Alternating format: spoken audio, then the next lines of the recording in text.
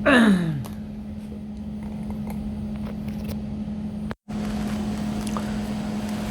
Guys, அனைவருக்கும் மகிழ்ச்சியான வணக்கம்.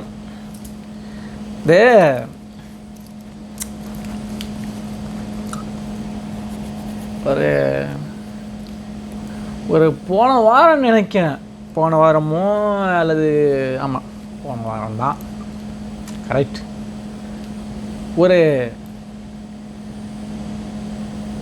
ஒரு விஷயத்தை பார்த்தேன்.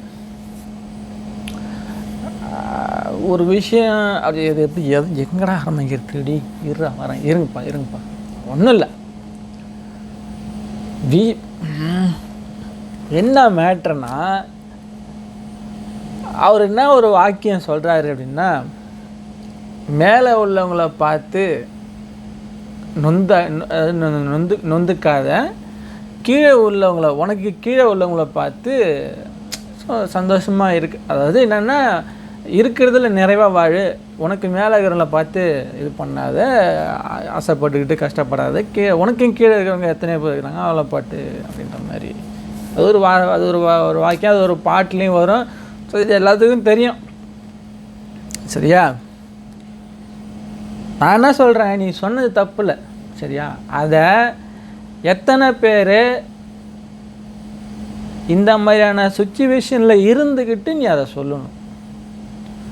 ஒரு காரு, ஒரு பங்களா, நல்லா வீடு வசதி எல்லாம் செட்டில் ஆகிட்டு இந்த என் மயிறு வாக்கியத்தை சொல்லாதீங்க, தயவு செஞ்சு சொல்கிறேன், சரியா? இதை சொல்கிறவங்களுக்கு சொல்கிறேன். ஏன்னா அந்த இடத்துல இருக்கிறவங்களுக்கு தான் அந்த வலி வருத்தம் என்னன்னு தெரியும். ஆசைப்படாதீங்கன்னா, நானும் தான் யோசித்தேன். நீ அது அந்த பரதேசி நாய் சொன்னிச்சுன்னு சொல்லிவிட்டு நானும் அப்படி என்ன பண்ணிட்டேன், ஐயோ ஆமாண்டா, நாமளும் எதுக்கு தேவையில்லாத மேலே இவனை பார்த்து ஆசைப்படணுன்னு நம்ம வாங்கிறது என்ன, ஒரு 10,000 ஒரு 15,000 18,000 சம்பளம்பா, சரிப்பா இருக்கிறதுல நிறைவாக வாழணும்னு சொல்லிவிட்டு மனசை தேர்த்திக்கிட்டு நான் அப்படியே ஒரு நல்லா போயிட்டு இருந்துச்சு, நல்லா தான் போயிட்டு இருந்தது. திடீர்னு பார்த்தா வீட்டிலேருந்து ஃபோனு, காசு ஒரு 5,000 வேணும்ன்ட்டாங்க. முடிஞ்சு. டேய், நான் வாங்கிறது 18,000, 5,000 வீட்டில் கேட்டாங்க. எனக்கு ஒன்றும் புரியலடி, என்னடா இது திடீர்னு வீட்டிலேருந்து 5,000 பணம் கேட்டாங்க. இருந்த காசு நம்மக்கிட்ட வந்து நம்மளுக்கு செலவுக்கே இன்னொரு 5,000 தான் இருக்குது. இப்போ என்கிட்டையுமே 5,000 தான் இருக்குது. இந்த 5,000 வச்சு தான் நான் பெட்ரோல் போட்டுட்டு ஆஃபீஸுக்கு போகணும், இதுக்கப்புறம் மேற்கொண்டு இருக்கக்கூடிய இங்கே குடும்ப செலவு பார்க்கணும். இப்போ வீட்லேயே 5,000 கேட்குறாங்க. இப்போ என்னடா நான் செய்யறது? இப்போ இந்த இடத்துல நான் என்ன செய்யணும்? எனக்கு தேவை இதுதான். வீடியோவை பார்க்குறவங்க யாராக இருந்தாலும் சரி, இதுக்கு எனக்கு பதில் வரணும், சரியா? ஸோ நான் இருக்கிறத 18,000 வாங்குறேன்ப்பா, அதில் நிறைவாக இருக்கணும். நான் மேலே இருக்கிற பார்த்து நான் ஆசைப்படல, எனக்கு வேண்டாம், விட்டுரு. நான் மேலே இருக்கிற கதையே பேச வரல, விட்டுருவோம். இந்த 18,000 நான் என் வண்டியை ஓட்டிக்கிறேன்ப்பா அப்படின்னு முடிவு எடுத்து ஒரு ஸ்டாண்ட் எடுத்து எனக்குள்ளே இருந்த அந்த ஒரு ஆசை, அந்த ஒரு ஓகேப்பா என்னத்துக்கு நம்ம எதுக்கு அவங்கள பார்த்து ஆசைப்படணும், நம்முடைய லைஃப்பை வாழ்ந்துட்டு போவோம் அப்படின்ற மாதிரி என்னை நான் வந்து சாந்தம் படுத்திக்கிட்டு நான் வாழ்ந்து போய்கிட்டே இருக்கிற ஒரு 4 நாள் அப்படியே அந்த ஒரு ஃப்ளோவில் அப்படியே போய்கிட்டு சடான்னு ஒரு ஸ்பீடு பிரேக் போட்ட மாதிரி வீட்டிலேருந்து ஃபோன் வந்து எனக்கு 5,000 பணம் வேணும்ட்டாங்க. இப்போ பிரச்சனை அங்கே தான். இப்போ இங்கே நான் என்ன செய்யணும்? அமைதியாக கொஞ்சம் புத்தர் மாரி நான் வந்து அப்படியே அமைதியாக வாழணும்னு நினைக்கவா? சரி, ஏன்டா இந்த 5,000 பணம் இப்போ குறைதடா, ஸோ என்னடா நினைக்கிறது? மேற்கொண்டு நான் சம்பாதிக்கணும்னு நினைக்கிறதா? இப்போ மேற்கொண்டு சம்பாதிக்கணும்னு நினைக்கும் பட்சத்தில் அங்கே என்னவாக வருது அப்படின்னா, அப்போ ஒரு சின்ன திங்கிங் தான் வரும். அவன் பாடுறா நம்மளை விட ஒரு 10,000 சம்பாதிக்கிறான், அந்த மாதிரி நம்மளும் ஒரு 10,000 சம்பாதி மானங்கட்ட கம்யூனிட்டிவ்லா அது தாண்டா, அப்படி தாண்டா யோசிக்க தோணும். எனக்கு வாயில் ஏதாவது ஏற்றி ஏதாவது வாய் இருக்குதுன்னு மயிர் மாரி பேசிட்டு உக்காந்துருக்கு. இல்லை, மேலே இருக்கவனை பார்த்து ஆசைப்படுறீங்க, கீழே இருக்கவனை பார்த்து உங்கள் அக்கா அங்கே கேட்குறவங்களை யாரும் இவனை வந்து பதில் சொல்லுவான். பேசுகிறான பேச்சு மயிர் மாரி வச்சுருக்கவங்க கொண்டாந்து எழுதி எங்ககிட்ட கொடுத்துட்டு 1 வருஷம் போய் நீ வேணா அந்த மாதிரி வாடா வாழ் பார்ப்போம். ஒரு வேளை சோத்துக்கு நாளைக்கு 100 ரூபாய் வச்சுட்டு நாளைக்கு என்ன பண்ண போகிறோம், 500 ரூபா வச்சுட்டு நாளைக்கு போய் எப்படியா ஓடுறதுன்னு நினைக்கிற நீ அந்த இடத்துல தான் வந்து நீ பிடுங்குவ. அப்போ ஏன் சொல்லும் போது நீ ஏன் அதை அக்செப்ட் பண்ணி நீ கம்முன்னு அந்த இடத்துல உட்கார வேண்டியதானே? நீ ஏன் மேலே வந்த? அடுத்த நான் பார்த்து உனக்குன்னு ஒரு மோட்டிவ் வளர்த்துக்கிட்டு தானே நீ அங்கே வந்திருப்ப.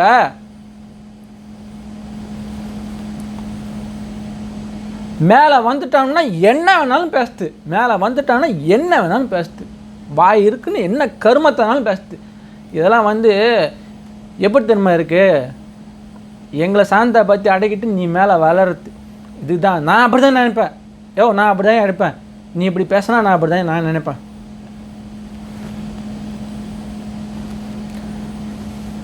எனக்கு அப்படி தான் தோணுது. ஆசைப்படுங்கன்னு அப்துல் கலாம் சொல்கிறாரு. இங்கே ஒரு புறம்போக்கு சொல்கிறான், இருக்கத்தில் நிறைவாக வாழணுமா. இருக்கத்தில் நிறைவாக வாழணும் அப்போ என்ன அர்த்தம்? கூழ கஞ்சா குடிச்சிட்டு எதுவுமே யோசிக்கக்கூடாது, அப்படியே ஜாலியாக வாழ்ந்துட்டு போயிடணும், இப்படி சொல்ல வரியா?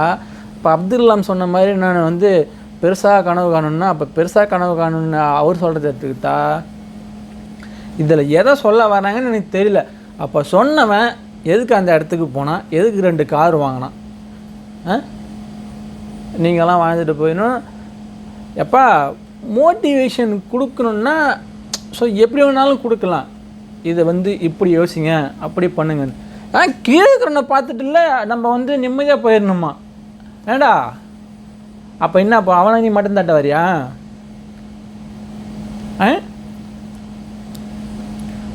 இன்னொருத்தன் சொல்கிறான், எவனோ ஒருத்தன் ஏதோ ஒரு புறம்போக்கு, காசு பணம்லாம் நிம்மதி இல்லை அவங்க அம்மா, அப்புறம் என்ன மயிருக்கு நீ அதை வச்சுக்கிற?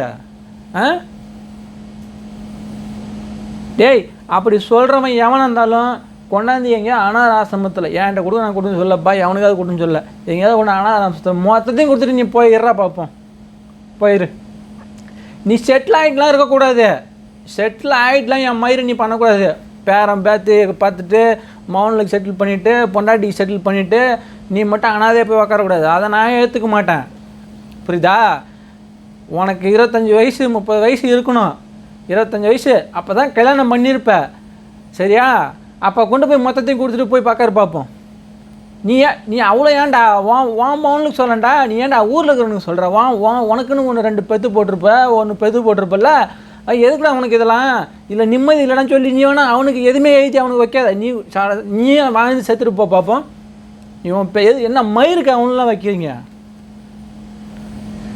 பேசுகிறானோட எப்பா சாமி வாய் வந்துருச்சு. அதே போல் மேலே ஒரு இடத்துக்கு போய் உக்காண்டான்னா என்னன்னா பேச்சு பேசுகிறானோ, ஐயோ இந்த 10 ரூபா காசு சம்பாதிக்கிற வரைக்கும் என்னென்னாலும் பண்ணுவானுங்க. அடுத்தவன் சத்தா பரவாயில்ல, போனாலும் பரவாயில்ல, பக்கத்தில் அடி பிடிச்சது இருப்பான் அதுக்கு பரவாயில்ல, அனந்தமே ஏமாற்றி திம்போன பரவாயில்ல, சொந்த பந்தத்தில் அடித்து போடுவானோ அது பரவாயில்ல, வேலை செய்கிறோன்ட்டு அடித்து போடுவானோ அதுவும் பிரச்சனை கிடையாது. என்ன அடி என்ன கூத்தா காட்டுறீங்க? கூத்து நிம்மதி இல்லைன்னா போய் தூக்கு மாட்டி சாவுங்கடா. உக்காந்து வீடியோவில் மானா மாரி பேசிக்கிட்டு அவன் பயத்தச்சல்ல அம்மா டென்ஷனில் இருக்கிறான், நாளைக்கு போய் எப்படா ஓடுறது, இன்றைக்கி எப்படா ஓடும் அப்படின்னு அவன் அம்மா வெறி கொண்டு ஓடிக்கிட்டு இருக்கிறான். நீ சொல்கிறது என்னன்னா அத்தனை பற்றி நீ அப்படியே சாந்த அப்படியே அமுக்கிற மாதிரி இருக்குது. எவனாவது இனிமேல் இந்த மாதிரி வீடியோவை போடுங்க, பேசிக்குவோம். நான் சொல்கிறேன் ஒன்றும் பேச மாட்டேன். நீ என்ன சொல்கிற, நீ சொல்கிறியா? தயவு செஞ்சு உனக்குன்னு பசங்க 2 பேர் இருப்பாங்க, அதை நீ வச்சுக்கிற சொத்து பார்த்தா அவங்களுக்கு கொடுக்காத. அப்படியே நீயே வாழ்ந்துட்டு செத்துட்டு உன் ஆயுசு காலம் முடிஞ்சோடனே அது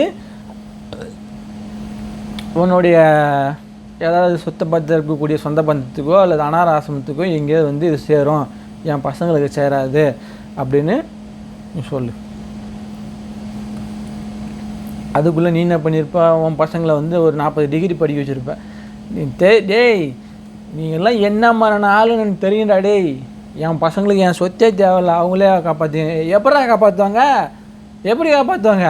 எல்லாத்தையும் படிக்க வச்சு நல்லா இருக்கிற பணத்தை வச்சு பணத்தால் ஏதாவது ஒரு வேலை வாங்கி எங்கேயாவது கவர்மெண்ட்டில் போய் செட்டில் ஆகிடுவீங்க. அதுக்கப்புறம் ஜெய் எல்லாம் திருட்டு பையனடா, எல்லாம் திருட்டு பசங்க, எல்லாம் திருட்டு பசங்க. ஒருத்தம் கூட ஓகேனே கிடையாது. மொத்தத்தையும் என்ன தெரியுமா, கீழே கூட மேலே வரக்கூடாது. இதுதான் இவனுடைய எண்ணம். இதுக்கு இப்படியெல்லாம் பேசுவானுங்க. கீழே கூட நான் பார்த்து சந்தோஷமாக இருந்துக்க, பணம் வந்தால் நிம்மதி இருக்காது.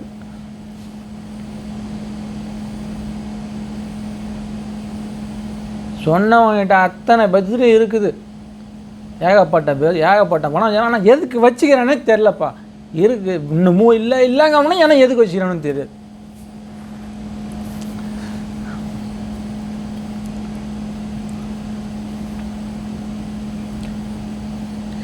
அவன் அம்மா எவ்வளோ வலி வேதனை.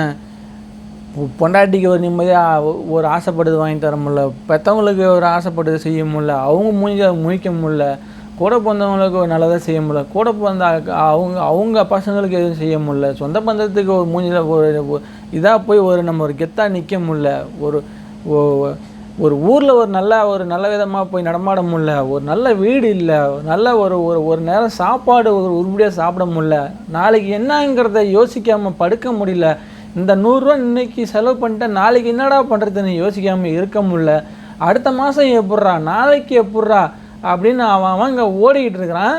இங்கே என்னன்னாக்கா அதெல்லாம் யோசிக்கவே கூடாதான். அப்புறம் எங்கே இந்த இதில் வருமாடா ஆண்டா, நீங்களாம் அதெல்லாம் யோசிக்காமல் தான் போய் அங்கங்கே உக்காந்துக்கிறீங்களா? எனக்கு தெரியாம தான் நானும் கேட்குறேன்.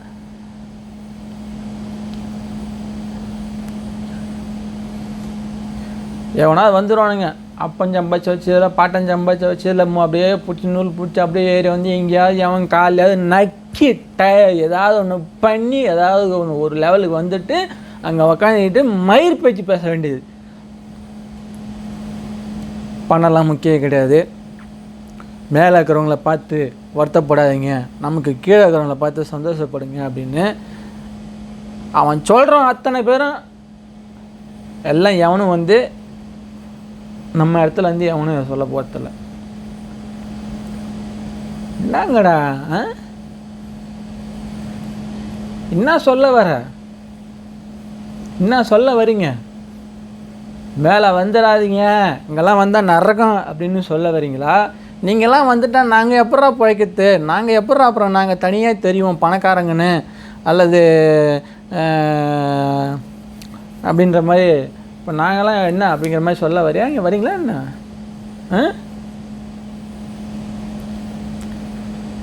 நான் இப்போவும் சொல்கிறேன்பா, ரொம்ப சிம்பிள் தான். இந்த வார்த்தையை சொல்கிறதுக்கு முன்னாடி நல்லா யோசிச்சுக்கிட்டு வந்து பேசுங்க, சரியா? இதை வந்து ஒருத்தவனுக்கு சொல்கிறோம், ஒரு குரூப்புக்கு சொல்கிறோம், ஒரு குறிப்பிட்ட ஆளுங்களுக்கு, ஏதாவது ஒரு குறிப்பிட்ட ஆளுங்களுக்கு சொல்கிறோம் அப்படிங்கும்போது நாம் அந்த மாதிரி இருக்கிறோமா, நம்மளால் அந்த மாதிரி வாழ முடியுமான்னு முன்ன உங்களை 4 தடவை கேட்டுட்டு வந்து பேசுங்கடா. ஏதோ கண்மூடித்தனமாக காட்டு மிராண்டி மாரி, காட்டு நாய் மாரி, ஒரு சண்டி மாடு மாரி வந்து பேசாதீங்க. சண்டி மாடு மாரி வந்து பேசாதீங்க. அவனுக்கு வலி வேதனையில் போயிட்டுருக்கிறான். இன்றைக்கி இருக்கிற விலைவாசி உயர்வுக்கு அவன் டென்ஷன் ஆகி கொந்தளிச்சு போயிட்டுருக்கிறான். நீங்கள் என்னடான்னா வாய் மயிர் இருக்குன்னு நீங்கள் பாட்டுக்கு வந்து எதையாவது உக்காந்து மைக்கை பிடிச்சி என்ன மானாவது பேசிக்கிட்டு உக்காந்துக்கிறீங்க.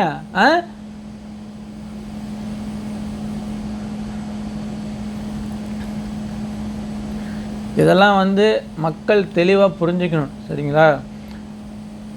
பேசுகிறது அவனெல்லாம் என்ன வேணாலும் பேசிகிட்டு இருப்பாங்க. ஒருத்தன் சொல்லுவான், என்னென்னத்தை சொல்லுவான். எல்லாத்தையும் இடையில நாம் தான் கடந்துக்கிட்டு சிக்கிக்கிட்டு சாகணும். அதனால் தெளிவாக இருங்க, எந்த இதையும் போட்டு குழப்பிக்காதீங்க.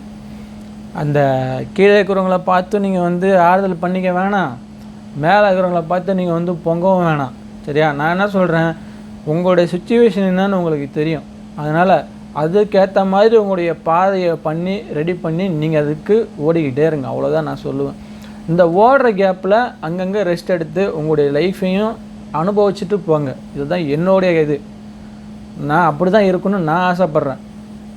அதை விட்டுட்டு இல்லைப்பா நமக்கு கீழே எவ்வளோ பேர் எம்மா கம்மியாக ஏறணும், அப்போ ரோட்டில் என்னடாடி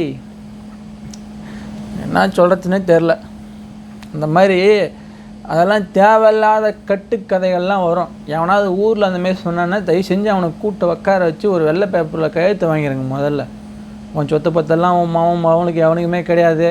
ஏன்னா அவனுக்கு தான் நிம்மதி போதேடா. சொத்து பத்து பணம் காசு தான் நிம்மதி போதுங்க. அந்த நிம்மதி போகுதில்ல, அதை என்கிட்ட கொடுத்துரு, நான் உனக்கு நிம்மதி தரேன். ஸோ நான் என்ன சொல்கிறேன் புரியுதா? நான் உனக்கு நிம்மதி தரேன் அப்படின்னா என்ன அர்த்தம்? அதை என்கிட்ட கொண்டாந்து கொடுத்துருங்கன்னா உங்களுக்கு நிம்மதி வந்துடும். ஆனால் அதை செய்யவே மாட்டாங்களே, அதுதான் ஏன்னு தெரிய மாட்டேங்குது. பூரம் பொய் பொய், அம்புட்டும் பொய், அம்புட்டும் பித்தலாட்டம், திருட்டு பசங்க, எல்லாம் திருட்டு பசங்க.